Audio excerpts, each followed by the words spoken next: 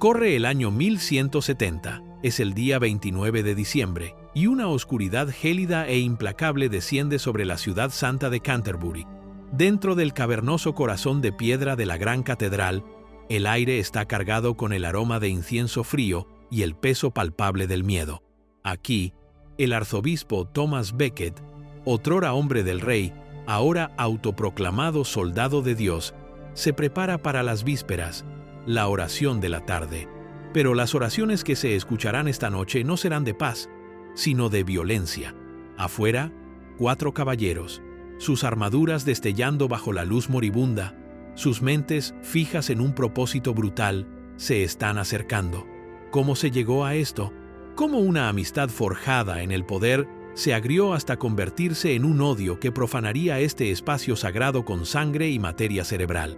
Y ahora, por favor, detén el video y suscríbete a nuestro canal. Para poder seguir haciendo videos como este, necesitamos llegar a 1000 suscriptores lo antes posible. Gracias. Para comprender la mancha carmesí que pronto se formaría en el suelo de la catedral, primero debemos viajar hacia atrás, no a una escena de odio, sino a una de profunda amistad, un vínculo que definió los primeros años de una nueva dinastía inglesa. Enrique II, el primer rey Plantagenet, era una fuerza de la naturaleza, un hombre de energía ilimitada, intelecto feroz y un temperamento que era material de leyenda. Y a su diestra, su confidente más cercano, estaba Thomas Becket. Becket no era entonces un hombre de la iglesia, sino un hombre de mundo, un administrador brillante, un cortesano encantador y el canciller del rey. Era la sombra de Enrique, su ejecutor y su compañero del alma. Juntos cazaban en los bosques reales, sus risas resonando entre los robles ancestrales. Juntos jugaban al ajedrez, sus mentes enfrascadas en un combate estratégico. Juntos gobernaban, una asociación perfecta de autoridad real y genio administrativo que sacó a Inglaterra del caos de la guerra civil y forjó un estado nuevo y más fuerte. Becket, hijo de un comerciante de Londres, vivía como un príncipe, su casa un deslumbrante espectáculo de riqueza y poder que rivalizaba con la del propio rey. Era el hombre del rey, en cuerpo y alma, su lealtad aparentemente absoluta, su ambición perfectamente alineada con la de su señor. Fue una época dorada para ambos, un tiempo de propósito compartido y profundo afecto personal que hizo que el cisma venidero no fuera solo una ruptura política, sino una devastadora traición personal. La ironía es asombrosa.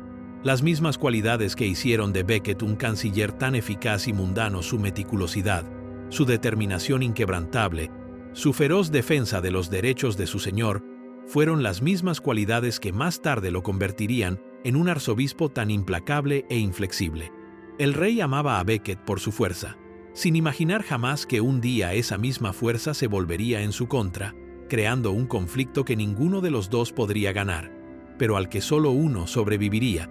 El punto de inflexión fatal, el gran error de cálculo del que fluiría todo el horror subsiguiente, llegó en el año 1162.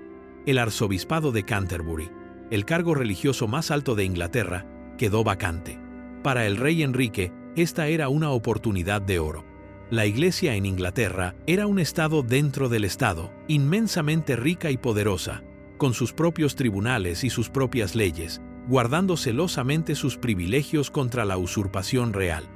Enrique, en su búsqueda por centralizar el poder y establecer una única ley real y universal, veía a la Iglesia como el principal obstáculo.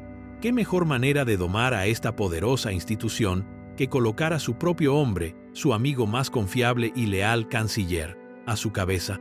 Imaginó un futuro de cooperación perfecta, donde el canciller arzobispo trabajaría en tándem con la corona, doblegando a la Iglesia a la voluntad del rey. Convocó a Becket y le informó de su decisión, pero Becket, con una extraña premonición, dudó.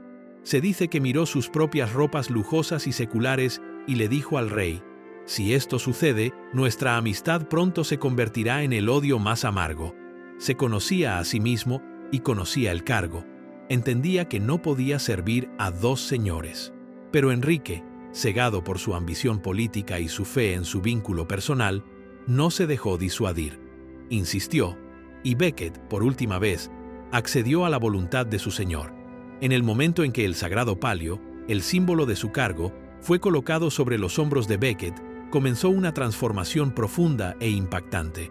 El cortesano mundano, el amante del vino y las ropas finas, comenzó a transformarse en un celoso asceta.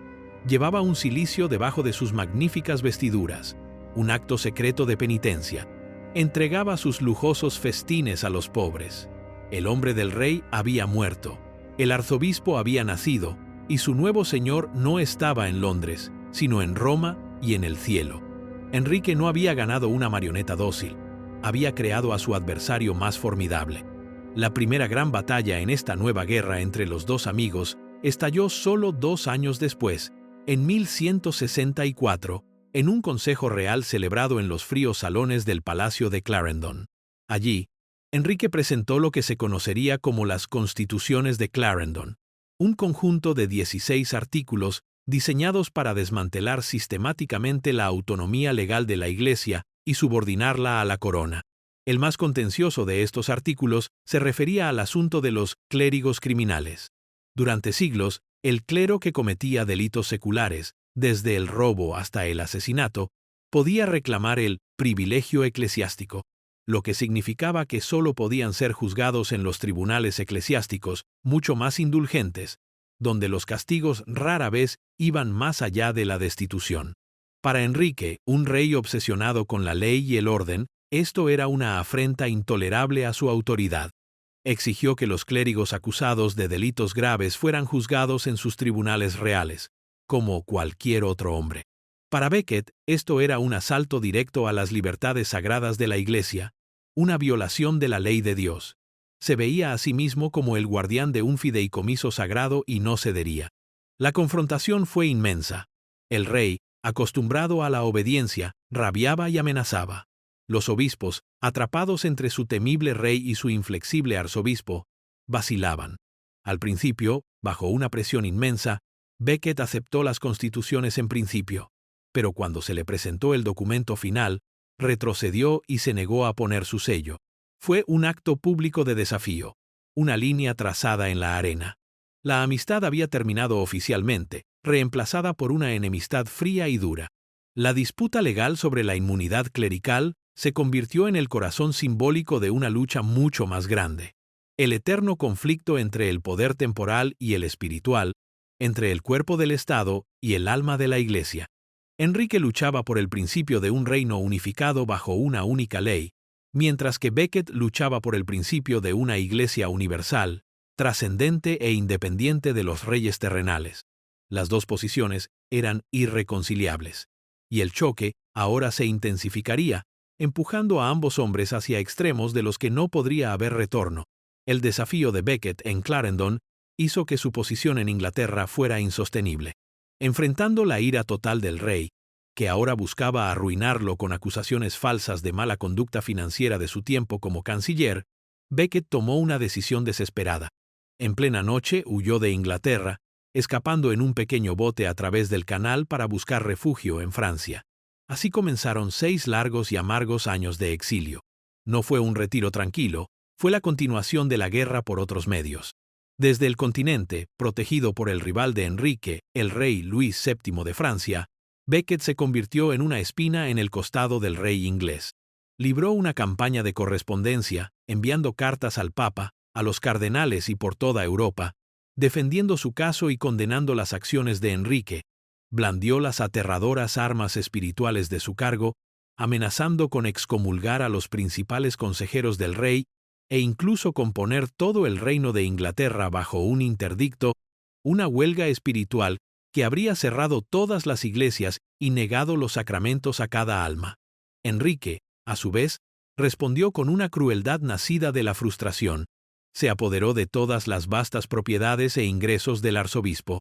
En una medida particularmente vengativa, reunió a cientos de parientes, amigos y partidarios de Becket, hombres, mujeres y niños, y los desterró de Inglaterra, forzándolos a un exilio miserable en el continente, una marea humana de miseria diseñada para quebrar el espíritu de Becket.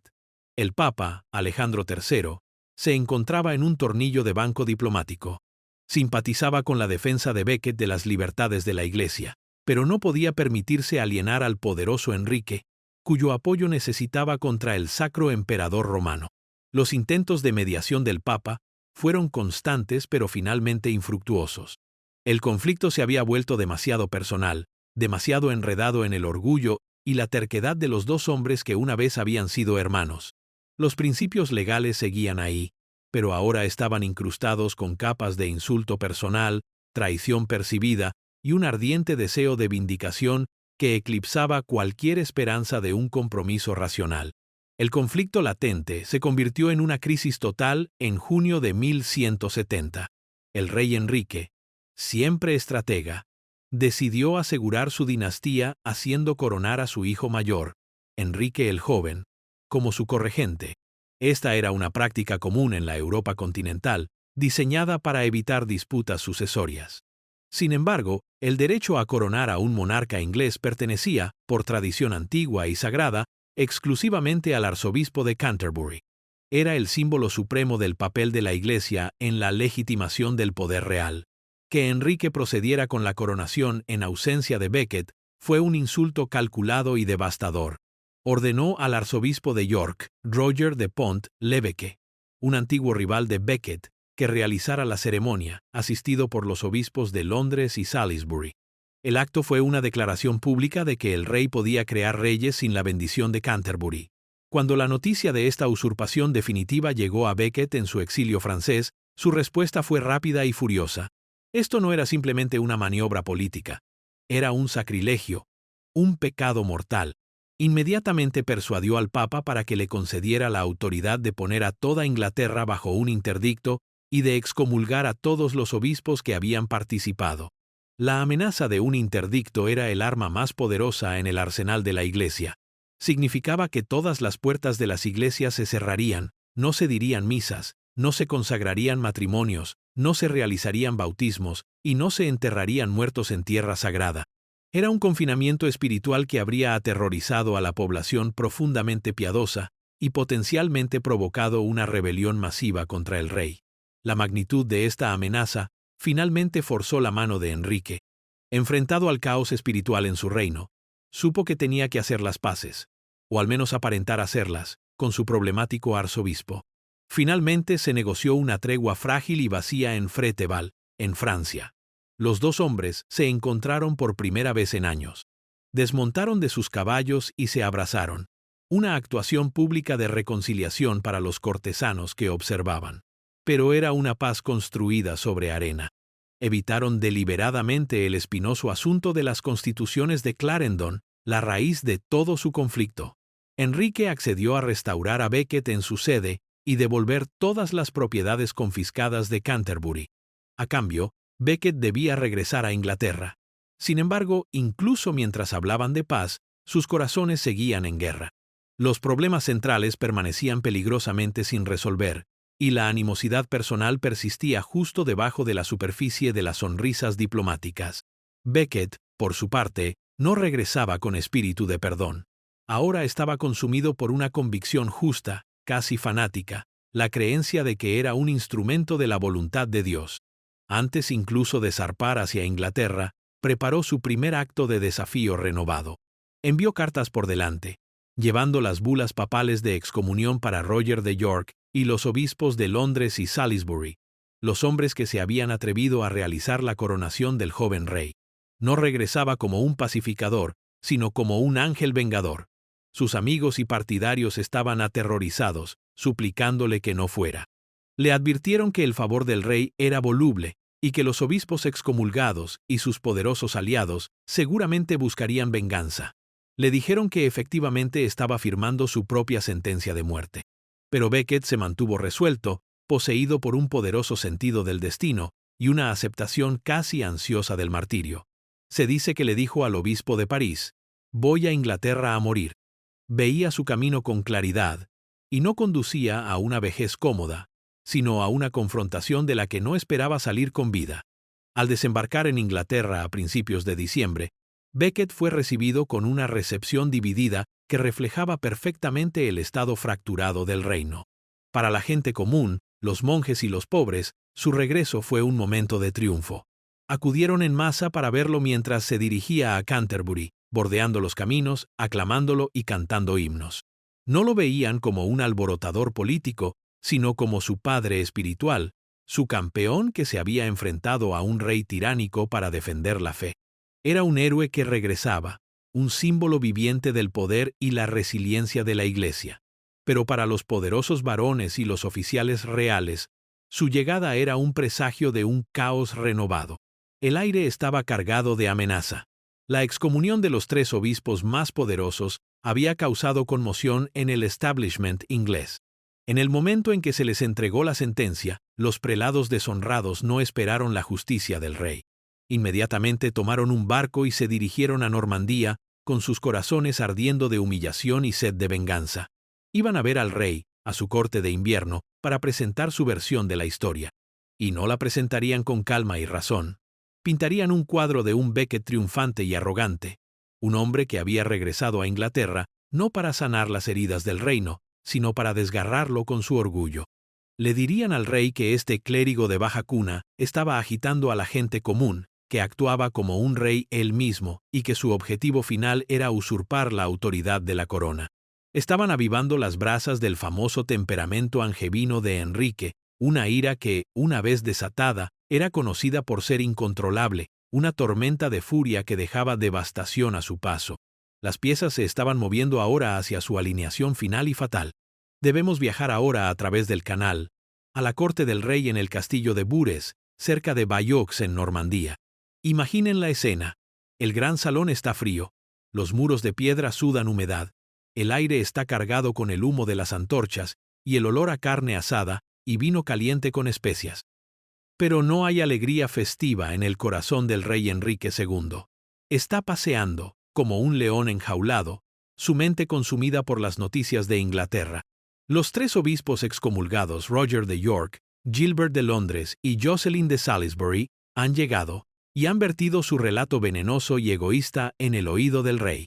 Describieron el regreso de Becket no como una reconciliación, sino como una invasión. Afirmaron que viajaba con una fuerza de hombres armados, que conspiraba para quitarle la corona de la cabeza al joven rey. Tergiversaron cada una de sus acciones como un acto de traición. Enrique, un hombre de emociones volcánicas, escuchaba mientras su ira aumentaba. Su orgullo estaba herido, su autoridad desafiada, su gran plan de paz destrozado. Toda la frustración de los últimos 6 años, todo el odio por el hombre que una vez fue su amigo más querido, se desbordó. Cayó en una de sus legendarias rabias, un estado de locura temporal en el que se decía que rodaba por el suelo, masticando los juncos. Y entonces, en el apogeo de su furia, rodeado de los leales caballeros de su casa, rugió las palabras que resonarían a través de la historia, un grito de pura e impotente rabia que sería interpretado como una orden real. La frase exacta se ha perdido en el tiempo, pero el sentimiento es escalofriantemente claro. ¿Qué miserables zánganos y traidores he alimentado y promovido en mi casa, que permiten que su señor sea tratado con tan vergonzoso desprecio por un clérigo de baja cuna? Las palabras, cargadas de amenaza, quedaron suspendidas en el aire frío. No fue una orden directa de asesinato, pero en la atmósfera cargada y violenta de una corte medieval, fue algo mucho más peligroso, una licencia implícita para matar. En el tenso silencio que siguió al estallido del rey, 4 hombres intercambiaron miradas. No eran miserables zánganos, eran leales caballeros de la casa, hombres de acción y ambición, sus fortunas ligadas directamente al favor del rey. Sus nombres están grabados en la infamia. Reginald Fitzurse, un hombre cuyo nombre irónicamente significaba hijo de un oso. Hugh de Morville, un poderoso señor del norte. William de Tracy, un caballero con un historial de violencia. Y Richard le Breton, un seguidor del hermano del rey.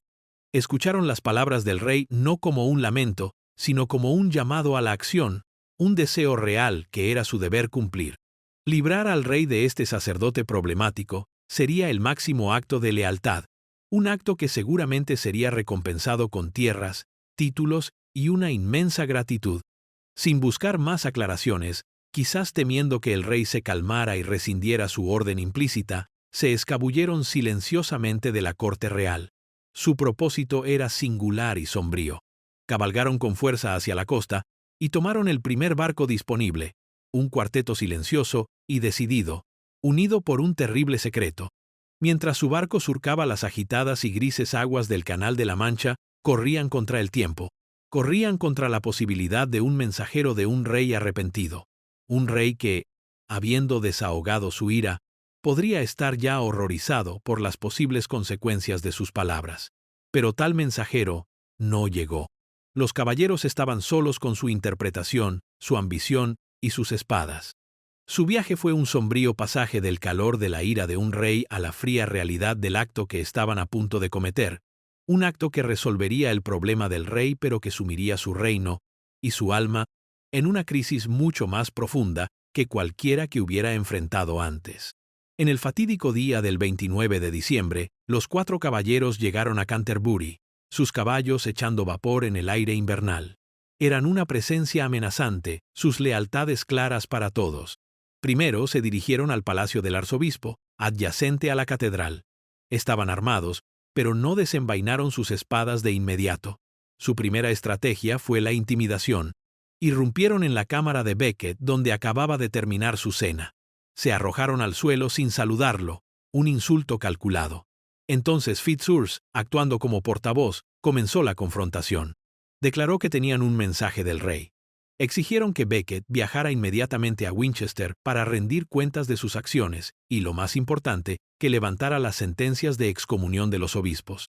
Becket escuchó, su compostura desconcertante.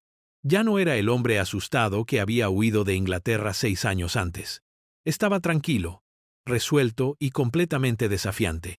Rechazó sus demandas, afirmando que las excomuniones habían sido sancionadas por el Papa y solo el Papa podía absolverlos. Discutió con ellos punto por punto, afirmando la autoridad espiritual de su cargo sobre las demandas temporales del rey. Los caballeros, no acostumbrados a ser contradichos, se enfurecieron por su firme negativa. Sus amenazas aumentaron. Becket permaneció impasible, en un momento gritándole a Fitzurse: «Me amenazas en vano. Aunque todas las espadas de Inglaterra pendieran sobre mi cabeza, no podrías aterrorizarme para que desobedeciera a Dios». La discusión alcanzó un punto álgido, y los caballeros, al darse cuenta de que no podían quebrar su voluntad con palabras, salieron furiosos, gritando que volverían. Fueron a un sicomoro en el jardín del palacio para recuperar las espadas y hachas que habían escondido allí. Los monjes, ahora en un estado de puro terror, suplicaron a Becket que huyera a la catedral, que buscara refugio. Comenzaron a atrancar las pesadas puertas del palacio, pero Becket se lo prohibió.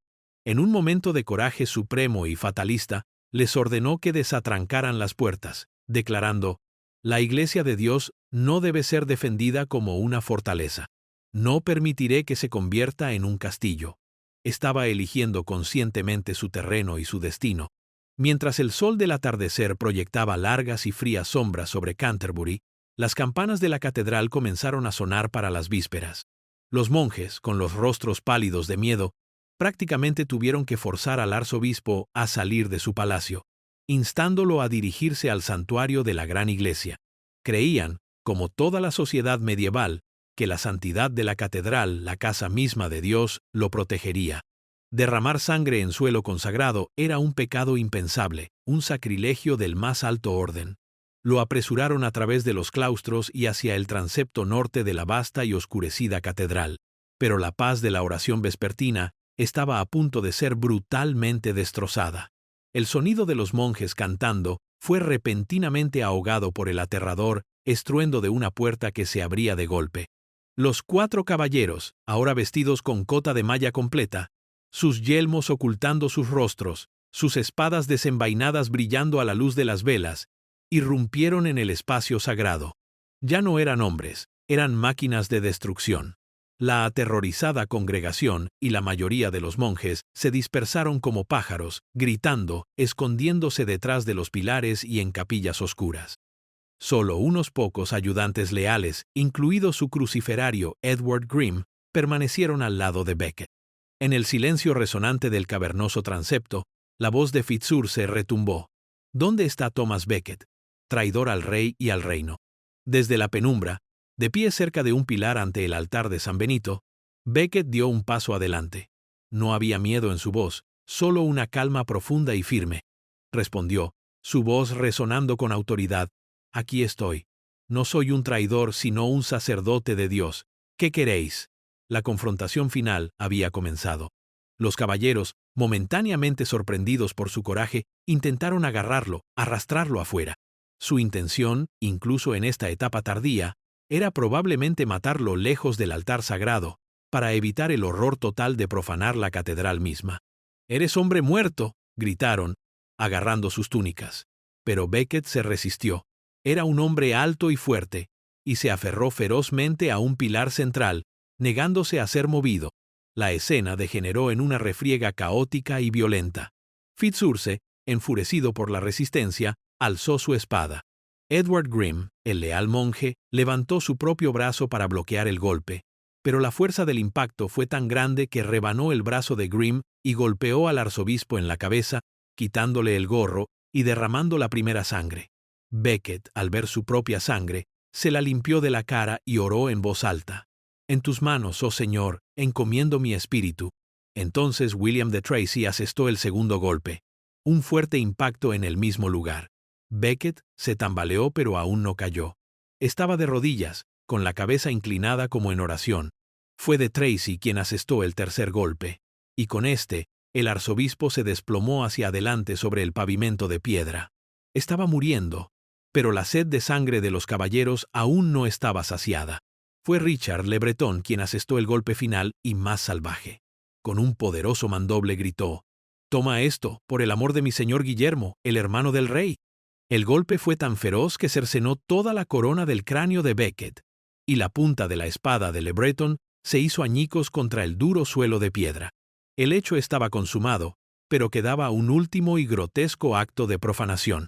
Hugh de Horsia, un subdiácono que había entrado con los caballeros, colocó su pie en el cuello del arzobispo muerto, y con la punta de su propia espada, extrajo deliberadamente los sesos que se acumulaban, y los esparció por las losas. Un insulto final e inimaginable al sacerdote caído. Los 4 caballeros, terminado su brutal trabajo, huyeron hacia la oscuridad creciente, sus armaduras salpicadas con la sangre y los sesos del hombre que acababan de masacrar. Dejaron atrás una escena de horror casi indescriptible. El altar profanado, la punta de la espada rota y el cuerpo mutilado del arzobispo, yaciendo en un charco de su propia sangre en el frío suelo de piedra. Por un momento, un silencio atónito llenó la catedral, roto solo por el sonido de una tormenta creciente que se dice que estalló sobre Canterbury, en el mismo momento de la muerte de Becket. Luego, lentamente, los monjes y la gente del pueblo que se habían escondido emergieron, su conmoción convirtiéndose en dolor y horror. Se reunieron alrededor del cuerpo, llorando, mojando paños en la sangre sagrada, reconociendo ya que estaban en presencia no solo de un hombre asesinado, sino de un santo mártir. La noticia del asesinato se extendió con una velocidad asombrosa, primero por toda Inglaterra y luego por toda la cristiandad, llevada por peregrinos y mensajeros horrorizados.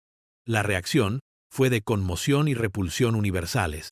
Asesinar a un arzobispo, desarmado, en su propia catedral, durante las vísperas, era un acto que trascendía la política y entraba en el reino del sacrilegio monstruoso.